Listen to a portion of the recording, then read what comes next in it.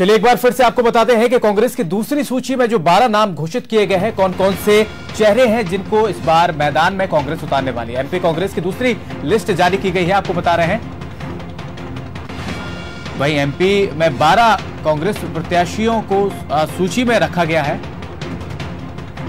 छिंदवाड़ा से नकुल नाथ को टिकट दी गई है। जबलपुर से विवेक तनखा के नाम पर मोहर लगाई गई है। वहीं सतना से राजाराम त्रिपाठी को टिकट दिया गया है। सागर से प्रभु सिंह को टिकट दिया गया है। वहीं दमोह से प्रताप सिंह लोधी को मैदान में उतारा गया है कांग्रेस द्वारा इस बार। रीवा से सिद्धार्थ तिवारी को टिकट दिया गया है और सीधी से अजय सिंह को यहां पर मैदान में उतारा गया है कांग्रेस के द्वारा। एमपी कांग्रेस की दूसरी लिस्ट जो है आपको हम दिखा रहे हैं।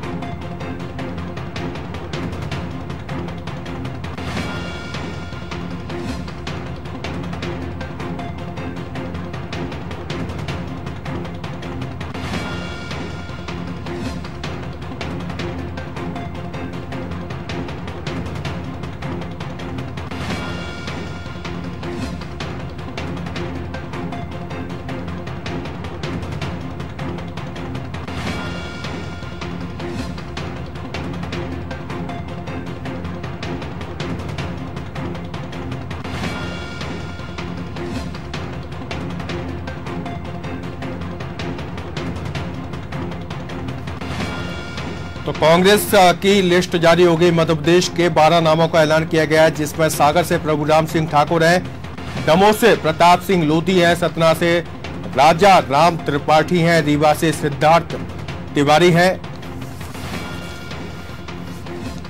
सीधी से अजय सिंह राहुल भैया जो कि पूर्व नेता प्रतिपक्ष मध्य प्रदेश के रह चुके हैं, जबलपुर से विवेक तनखा जो कि वर्तमान में राज्यसभा सांसद हैं, मंडला से कमल मरावी, छिंदवाड़ा से नकुल नाथ सीएम कमलनाथ के बेटे हैं।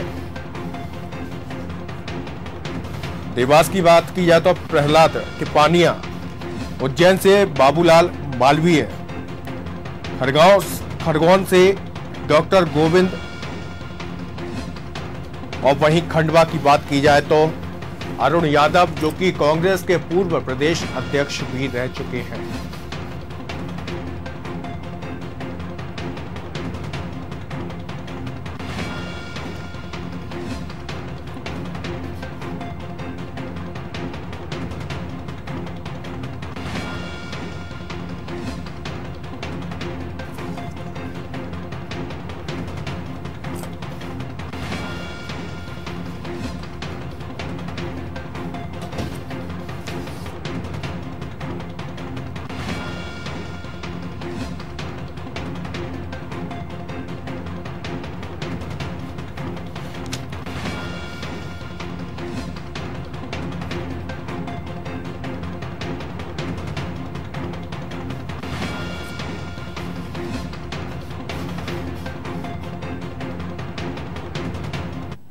तो सीधा रुख करते हैं न्यूज रूम की ओर, जहां पर हमारे विशेष संवाददाता आशीष मंगल सोनी जुड़े हुए हैं। आशीष, लिस्ट जारी होगी, 12 नामों का ऐलान हो चुका है कांग्रेस के।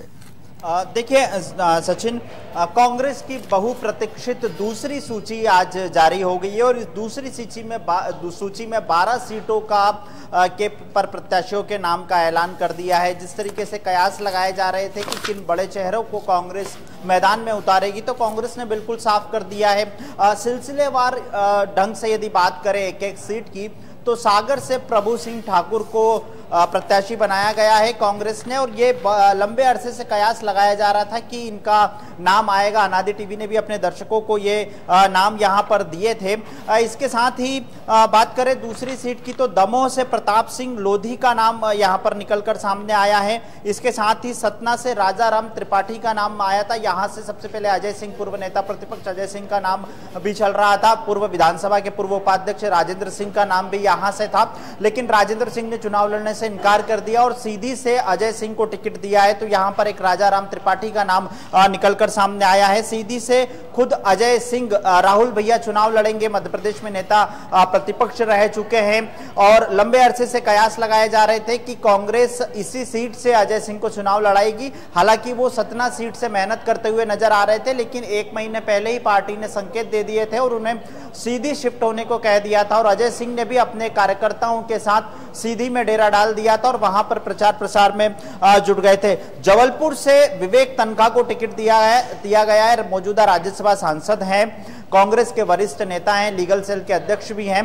तो यहां पर विवेक तनखा को जिम्मेदारी दी गई है कि जबलपुर जिताने की। हालांकि कुछ दिनों पहले जबलपुर जो विवेक तनखा है, उन्होंने ट्वीट करके ये संदेश भी दे दिया था कि जबलपुर की जनता आखिर क्या पसंद करेगी, डेवलपमेंट का विवेक तनखा का मॉडल या डेवलपमेंट के लिए राकेश सिंह का मॉडल। तो यहां पर राकेश सिंह 2014 की बात करें तो 2014 में राकेश सिंह और विवेक तनखा के बीच में मुकाबला हो चुका है। उसमें राकेश सिंह जो बीजेपी के मौजूदा प्रदेश अध्यक्ष हैं, उनको जीत मिली थी। इसके साथ ही मंडला की बात करें तो मंडला में कमल मरावी का नाम निकलकर सामने आया है, जो मौजूदा सांसद फग्गन सिंह कुलस्ते को यहां पर टक्कर देंगे। इसके साथ ही छिंदवाड़ा में कमलनाथ के बेटे नकुलनाथ का नाम सामने आया था। इस बात को लेकर तय था कि उस सीट से कमलनाथ और कांग्रेस की परंपरागत गढ़ मानी जाती है वो सीट, वहां से नकुलनाथ प्रत्याशी होंगे। कमलनाथ विधानसभा का उपचुनाव लड़ रहे हैं, छिंदवाड़ा सीट से विधानसभा का उपचुनाव लड़ रहे हैं। तो दोनों ही पिता पुत्र एक ही दिन नामांकन दाखिल कर सकते हैं, ऐसी खबरें भी निकलकर सामने आ रही है। देवास की बात करें तो देवास सीट से प्रहलाद टिपानिया को कांग्रेस ने अपना प्रत्याशी बनाया है। लोक गायक हैं। यहां से बीजेपी फिलहाल चेहरा तय नहीं कर पा रही है, क्योंकि यह सीट काफी असमंजस भरी है बीजेपी के लिए कि यहां पर उज्जैन के मौजूदा सांसद चिंतामण मालवीय को शिफ्ट किया जाए। सूरज केरो एक नाम निकलकर सामने आ रहा है, और भी ऐसे कई नाम है। प्रेमचंद गुड्डू जो कांग्रेस छोड़कर बीजेपी में शामिल हुए हैं, वो भी यहां से चुनाव लड़ना चाहते हैं। तो ऐसे में इस सीट को लेकर बीजेपी के पास फिलहाल असमंजस बरकरार है, लेकिन कांग्रेस ने अपना प्रत्याशी घोषित कर दिया है। उज्जैन सीट की बात करें तो उज्जैन सीट पर बाबूलाल मालवी कांग्रेस के प्रत्याशी होंगे और इनका सीधा मुकाबला बीजेपी के अनिल फिरोजिया। चलिए, मैं रोकना चाहूंगा आपको। हमारे साथ पूर्व प्रदेश अध्यक्ष और खंडवा से प्रत्याशी अरुण यादव जी फोन लाइन पर जुड़ गए। अरुण जी, बहुत बहुत स्वागत है आपका अनादि टीवी में। उन्होंने अपना फोन काट दिया। अरुण यादव हमारे साथ जुड़े हुए थे। आशीष जी, उज्जैन सीट से बाबूलाल मालवीय और अनिल फिरोजिया के बीच में मुकाबला होगा। और इसके साथ खरगोन सीट पर डॉक्टर गोविंद मुजाल्दा का नाम सामने आ रहा है। हालांकि इस सीट से कयास लगाए जा रहे थे कि गृह मंत्री बाला बच्चन की पत्नी प्रवीणा बाला बच्चन का नाम लगभग तय हो जाएगा, और अब यहां पर डॉक्टर गोविंद मुजाल्दे का नाम सामने आया है और इनका सीधा मुकाबला बीजेपी के गजेंद्र सिंह पटेल से होगा। गजेंद्र सिंह पटेल मध्य प्रदेश बीजेपी के अनुसूचित जनजाति मोर्चा के अध्यक्ष हैं और पिछले महीने जब धार में प्रधानमंत्री नरेंद्र मोदी की सभा हुई थी तो मंच संचालन का जिम्मा भी इन्हीं के पास था। तब से कयास लगाए जा रहे थे कि गजेंद्र सिंह पटेल केंद्रीय नेतृत्व की नजरों में है और उन्हें मौका दिया जा सकता है। इसके साथ ही खंडवा सीट की बात करें तो खंडवा सीट पर कांग्रेस के पूर्व प्रदेश अध्यक्ष अरुण यादव का मुकाबला बीजेपी के पूर्व प्रदेश अध्यक्ष नंद कुमार सिंह चौहान से होगा।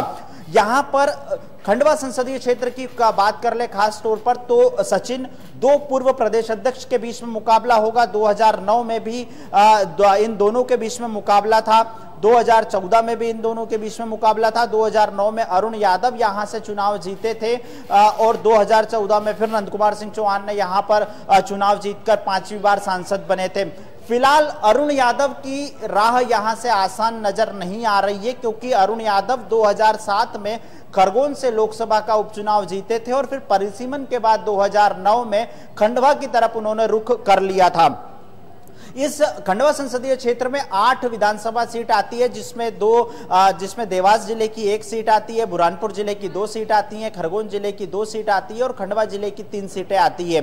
तो यहां पर इन 8 सीटों में फिलहाल कांग्रेस के सामने जो अंतरकलह, अंतर्द्वंद और गुटबाजी की शिकार जो कांग्रेस हो रही है, उसका खामियाजा यहां पर कांग्रेस को भुगतना पड़ सकता है। हालांकि अरुण यादव भी कांग्रेस की तरफ से मजबूत प्रत्याशी है, 2009 में चुनाव जीत चुके हैं, केंद्रीय मंत्री रह चुके हैं, केंद्रीय नेतृत्व की पसंद बताए जा रहे हैं। लेकिन मौजूदा बुरहानपुर विधायक सुरेंद्र सिंह सेरा निर्दलीय विधायक है, लेकिन कांग्रेस सरकार को समर्थन दे रहे हैं और वो खुले तौर पर अरुण यादव का विरोध कर रहे हैं, बाहरी प्रत्याशी बता रहे हैं और ये कह रहे हैं कि खरगोन से आया हुआ व्यक्ति खंडवा लोकसभा क्षेत्र से चुनाव जीत रहा है। हालांकि खरगोन की 2 विधानसभा बड़वाह और भीकनगांव, ये दोनों ही विधानसभा खंडवा संसदीय क्षेत्र के अंतर्गत आती है। तो कुल मिलाकर कांग्रेस ने अपने 12 प्रत्याशियों के नाम का ऐलान कर दिया है, 9 प्रत्याशियों के नाम का ऐलान पहले कर चुकी है। अब सियासत, मध्य प्रदेश की सियासत में चुनावी प्रचार प्रसार बढ़ रहा है, शिकवा शिकायतों का दौर भी बढ़ रहा है और अब प्रत्याशी जब मैदान में आ जाएंगे तो आने वाले दिनों में निश्चित रूप से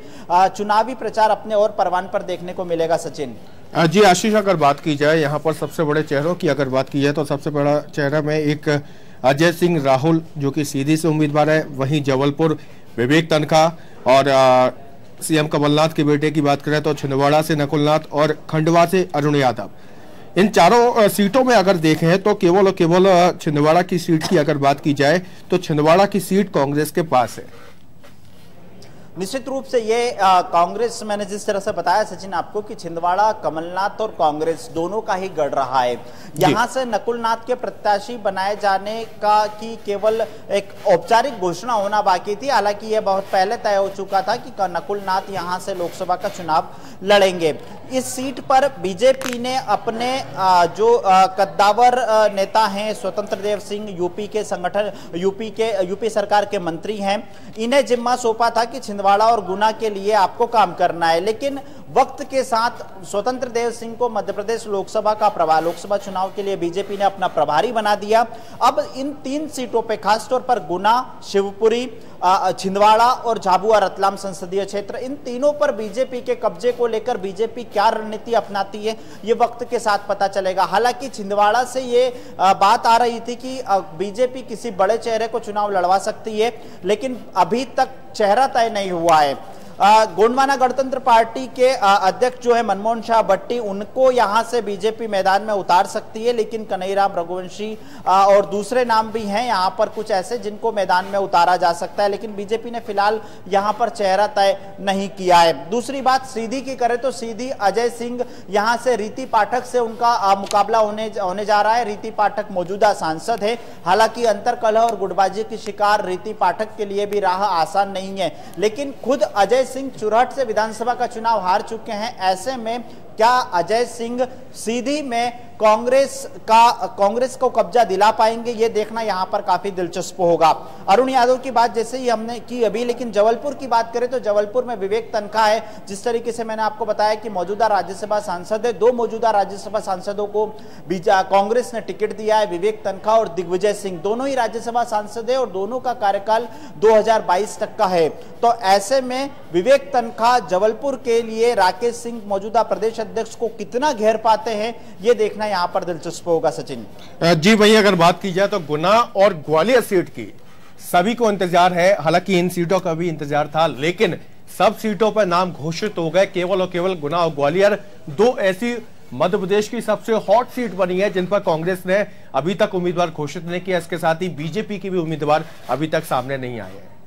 देखिए सचिन, गुना ग्वालियर, खासतौर पर चंबल और ग्वालियर संभाग की बात करें कांग्रेस के परिदृश्य में, तो मौजूदा गुना के सांसद जो है ज्योतिरादित्य सिंधिया, इनका काफी वर्चस्व माना जाता है और सिंधिया की राय के बिना ग्वालियर चंबल की सीटों पर प्रत्याशी चयन नहीं हो पाएगा, क्योंकि जिस तरीके से मध्य प्रदेश में यह कहा जा रहा था विधानसभा चुनाव के समय कि ज्योतिरादित्य सिंधिया भी सीएम पद के दावेदार हैं, लेकिन कमलनाथ को मुख्यमंत्री बनाने के बाद ज्योतिरादित्य सिंधिया को एआईसीसी में महासचिव बनाकर यूपी का प्रभार सौंपा गया है प्रियंका गांधी के साथ, तो कहीं ना कहीं सिंधिया का कद बढ़ाया गया है। गुना शिवपुरी संसदीय क्षेत्र में या तो ज्योतिरादित्य सिंधिया खुद प्रत्याशी होंगे या फिर प्रियदर्शनी राजे सिंधिया को प्रत्याशी बनाया जा सकता है और ज्योतिरादित्य सिंधिया को ग्वालियर शिफ्ट किया जा सकता है। हालांकि दिल्ली में चर्चा के दौरान सिंधिया ने यह भी साफ कर दिया था कि हो सकता है कि आने वाले समय में वो सांसद पति के रूप में यहां पर नजर आए, तो साफ संकेत थे सिंधिया के। लेकिन जो प्रत्याशी होगा वो ज्योतिरादित्य सिंधिया की पसंद का ही होगा। बीजेपी फिलहाल अपने पत्ते इसलिए नहीं खोल रही है क्योंकि गुना को जीतने के लिए बीजेपी ने काफी रणनीति तैयार कर रखी है। जो अमित शाह है उन्होंने अपने स्तर पर सर्वे करवाए रखे हैं, संगठन ने अलग सर्वे करवाया है, तो यहां पर किसी बड़े चेहरे को चुनाव बीजेपी उतार सकती है मैदान में। इसी वजह से इसे फिलहाल बीजेपी ने होल्ड कर रखा है। सचिन जी बिल्कुल, एक तरह से कहा जाए कि बीजेपी वेट एंड वॉच वाली स्थिति में है, अभी वो केवल इंतजार कर रही है, उसके बाद अपने पत्ते खोलेगी। वहीं अगर बात की जाए इन सभी सीटों को लेकर तो कांग्रेस इस बार दावा कर रही है, कभी 25 का दावा कर देती है, कभी 22 का दावा करती है, कभी 20 का दावा करती है। आज कंप्यूटर बाबा ने 15 से ज्यादा सीटें जीतने का दावा किया है। तो कांग्रेस तो ये चाहती है, सीधी बात ये है कि पहले 2 थे, 2 से 3 हो गए, अब और ज्यादा कैसे कैसे बढ़े, ये कांग्रेस ये चाह रही है। देखिए, जिस तरीके से मध्य प्रदेश में सियासी समीकरण बन रहे हैं और बिगड़ रहे हैं, उससे एक बात बिल्कुल साफ है सचिन कि 3 सीटों से तो कांग्रेस इजाफा जरूर करेगी। वो किन सीटों पर फतेह हासिल करेगी ये वक्त के साथ देखने को मिलेगा। कमलनाथ सरकार के 100 दिन के कामकाज को लेकर जनता के बीच में क्या संदेश है, जनता कितना कमलनाथ सरकार के कामकाज को तवज्जो देती है, यह देखना भी यहां पर दिलचस्प होगा। बीजेपी के सामने प्रधानमंत्री नरेंद्र मोदी की सरकार की उपलब्धि, नरेंद्र मोदी सरकार की योजनाएं जिनको वो लेकर जन जन तक जाने की बात कर रहे हैं, कमलनाथ सरकार की किसानों के कर्ज माफी की योजना है उसको वादा खिलाफी बताते हुए जिस तरीके से बीजेपी प्रचार कर रही है, तो ये तमाम मुद्दे हैं जिन पर मध्य प्रदेश का चुनाव होगा। और जन आवाज के नाम से कांग्रेस ने जो घोषणा पत्र जारी किया है और उसमें जिस तरीके से जम्मू कश्मीर के मसले को लेकर धारा 370 की बात हो, 35A की बात हो, जिसे जारी रखने की बात की जा रही है, तो इन राष्ट्रीय मुद्दों को लेकर बीजेपी मैदान में होगी। मध्य प्रदेश का जनमानस कितना राष्ट्रीय मुद्दों को ध्यान में रखकर मतदान करेगा, कितना कमलनाथ सरकार के कामकाज को लेकर मतदान करेगा और कितना बीजेपी के 15 साल के कामकाज को याद करके वोट करेगा, ये यहां पर गौर करने वाली बात होगी, क्योंकि इसी के आधार पर मध्य प्रदेश की जनता अपना जनादेश देने जा रही है। जी चलिए, हमारे साथ एग्जीक्यूटिव एडिटर मनोज वर्मा जी भी जुड़े हुए हैं फोन लाइन पर।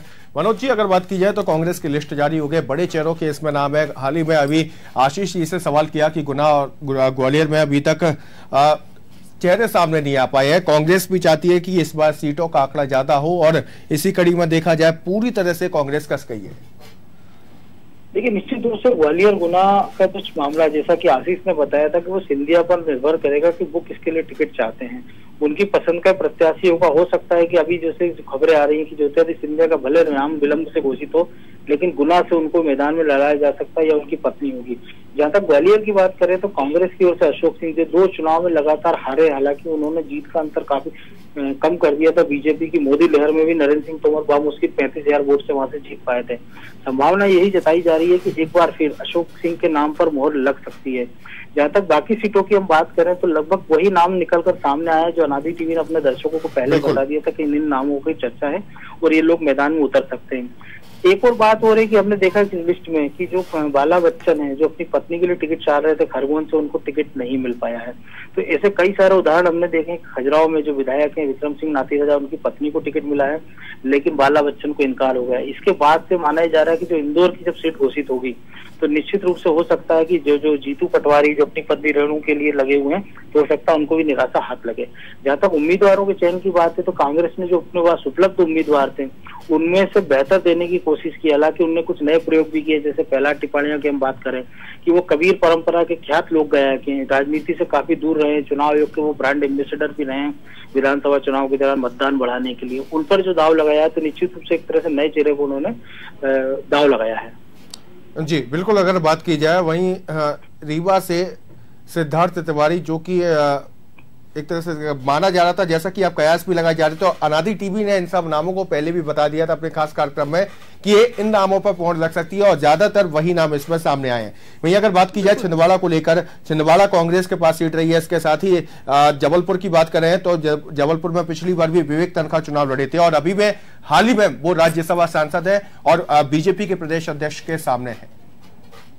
देखिए, उनके नाम का कल से जब खुद ही उन्होंने विवेक तनखा ने 2 दिन पहले ट्वीट करके जो जानकारी दी थी, तो उससे साफ हो गया था कि वो चुनाव केंद्रीय नेतृत्व में उनको लड़ाने के लिए मन बना लिया, क्योंकि कांग्रेस के पास उनसे बेहतर उम्मीदवार जबलपुर में फिलहाल नहीं है। पिछला चुनाव मोदी लहर में वो भारी अंतरों से आ रहे थे, लेकिन इस बार कांग्रेस उम्मीद लगाए बैठी है कि जिस प्रकार से महाकौशल में विधानसभा चुनाव में भारी सफलता मिली थी, उसको दोहराना है, अगर बरकरार रखना है तो विवेक तनखा को इसीलिए मैदान में उतारा गया है। इसके सहारे उनको लग रहा है कि हम कांग्रेस बीजेपी के जो प्रदेश अध्यक्ष है राकेश सिंह, या तो उनको हरा भी सकते हैं और एक प्रकार से उनको उन्हीं के क्षेत्र में बांट के रख सकते हैं, क्योंकि पहले राउंड में छिंदवाड़ा में भी लोकसभा का चुनाव होना और जबलपुर में भी, और दोनों के प्रदेश अध्यक्षों की प्रतिष्ठा अपनी अपनी सीटों पर दाव पे लगी हुई है। और खास बात ये दोनों पार्टियों के लिए हित में ये होगा उनके लिए कि पहले राउंड के चुनाव के बाद जो बाकी 3 राउंड में मध्य प्रदेश में चुनाव होना है, यानी कि जो 23 सीटों में बाकी 3 राउंड में चुनाव होना, उसके लिए दोनों प्रदेश अध्यक्ष एक तरह से फ्री हो जाएंगे। विवेक तनखा की जहां तक बात करें, बड़े वकील है, क्षेत्र में काफी लंबे समय से सक्रिय था, हालांकि चुनाव लड़ने के लिए इच्छुक नहीं थे, लेकिन केंद्रीय नेतृत्व के आगे उन्होंने मंजूर कर लिया और एक तरह से अनमने ढंग से वो चुनाव मैदान में उतरे। हालांकि चुनाव निश्चित रूप से दिलचस्प होगा, क्योंकि उनका अपना एक नेटवर्क है, पिछली बार चुनाव लड़े तो इस बार विधानसभा चुनाव के समय से वो क्षेत्र में लगातार सक्रिय थे। जी मनोज जी, अगर बात की जाए तो अभी हाल ही में बीजेपी की स्थिति तो वेट एंड वॉच वाली स्थिति है। अब एक लिस्ट सामने आ गई है, हो सकता है कि बीजेपी भी लिस्ट जारी कर दे। आपके सूत्र क्या बता रहे हैं? देखिए, बीजेपी की जो लिस्ट है, जहाँ तक हमारी जो खबरें निकल कर आ रही है, परसों यानी कि 6 तारीख को नवरात्रि के जो पहला दिन है, बीजेपी उस दिन एक अपनी लेखरोल लिस्ट जारी कर सकती है, जिसमें 4 से लेकर 5 नाम हो सकते हैं, जिसमें छिंदवाड़ा के लिए दोनों प्रत्याशियों के नाम की घोषणा हो सकता है कि सुबह ही हो जाए, क्योंकि छिंदवाड़ा में जो बाकी पहले चरण की जो जिन सीटों पर 6 सीटों में मतदान होना है, उसके लिए नाम दाखिल करने की स्थिति पास ही आती जा रही है और चुनाव में ज्यादा समय नहीं बचा है। ऐसे में अगर किसी नए चेहरे को अगर बीजेपी मैदान में उतारती, चाहे वो चौंकाने वाला ही क्यों ना हो, तो उसको कम से कम कोई भी दल होगा वो चाहेगा कम से कम 3 सप्ताह उसको मिले, ताकि वो क्षेत्र में घूम सके, कम से कम क्षेत्र देख सके कि उसका क्षेत्र कहाँ है, लोगों से मिलजुल सके और अपनी बात लोगों तक पहुंचा सके। जी मनोज जी, अगर बात की जाए, यहाँ पर खंडवा से पूर्व प्रदेश अध्यक्ष अरुण यादव है, उनके सामने पूर्व प्रदेश अध्यक्ष बीजेपी के चलिए मैं रोकना चाहूंगा आपको। हमारे साथ खरगोन से प्रत्याशी गोविंद जी फोन लाइन पर जुड़ चुके हैं। गोविंद जी, बहुत बहुत स्वागत है आपका नारी टीवी पे और बधाई हो आपको टिकट मिलने की। गोविंद जी, मेरी आवाज आ रही क्या आप तक? आ रही आवाज तो? जी गोविंद जी, बहुत बहुत बधाई आपको टिकट मिलने की। गोविंद जी, इस बार चुनावी मैदान में आप हैं, तो क्या आपकी प्राथमिकता रहेगी, किन मुद्दों को लेकर आप जनता के बीच में जाएंगे और कितने आश्वस्त हैं कि जीत आपकी होगी? हमारे केंद्रीय नेतृत्व में जो मैनिफेस्टो जारी किया है, उस मैनिफेस्टो को रूबरू लागू करना रहेगा, हूबहू। और स्वास्थ्य, शिक्षा, गरीबी, किसान, बेरोजगार, युवक, सबके लिए जो योजनाएं लागू कर रहे हैं, उसको अमली जामा पहनाना, ये हमारा मुख्य उद्देश्य रहेगा। चलिए शुक्रिया आपका हमारे साथ जुड़ने के लिए। इसके साथ ही हमारे एग्जीक्यूटिव एडिटर मनोज वर्मा जी भी जुड़े हुए थे हमारे साथ, आपका भी बहुत बहुत शुक्रिया। इसके साथ ही आशीष मंगल सोनी भी हमारे साथ विशेष संवाददाता न्यूज रूम से लाइव जुड़े हुए थे, आपका भी बहुत बहुत शुक्रिया तमाम जानकारी को साझा करने के लिए। तो कांग्रेस की लिस्ट जारी हो गई है, इसमें चर्चित नामों का ऐलान कर दिया है। इसके साथ ही अभी बता दें आपको, मध्य प्रदेश की 2 हॉट सीट बन चुकी हैं, ग्वालियर और गुना, इन दोनों पे अभी होल्ड करके रखा है। आप देखते हैं कब तक लिस्ट आएगी। और वहीं बीजेपी वेट एंड वॉच वाली स्थिति में है, तो कब तक अपनी बीजेपी लिस्ट जारी करती है ये तो वक्त ही बताएगा। तो फिलहाल खास पेशकश में इतना ही। आप बने रहिए अनारी टीवी के साथ। नमस्कार।